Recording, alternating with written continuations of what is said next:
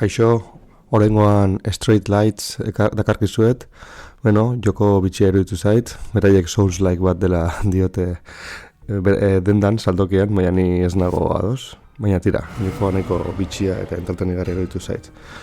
Ikusten duzuen bezala, kasuetan areio nagusiaten aurka gabiltza eta erasoen geldiketan oinarritzen da.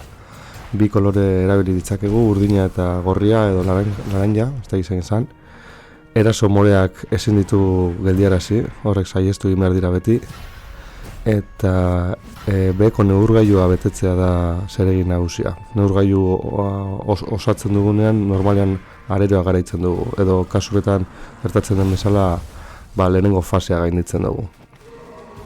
Horrez gain ikusiko zenuten abildeziak ere badaudela, nik hemen eraso arrunta ez dut erabiltzen, geldiketetan oinarritzen naiz batez ere, baina lantzean behin eraso gogor bat egiten diot, argiz beteta, kaltetzen duena, hori adibidez.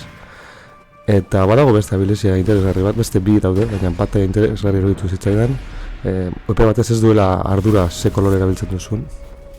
Eta hori da, ze normalean ez baduzu kolorea dagokiona jartzen, erasoa gelditu baina neurgailua ez da betetzen. Eta tira, interesgarri eruditu zait eta dagokionari gomendatzeko.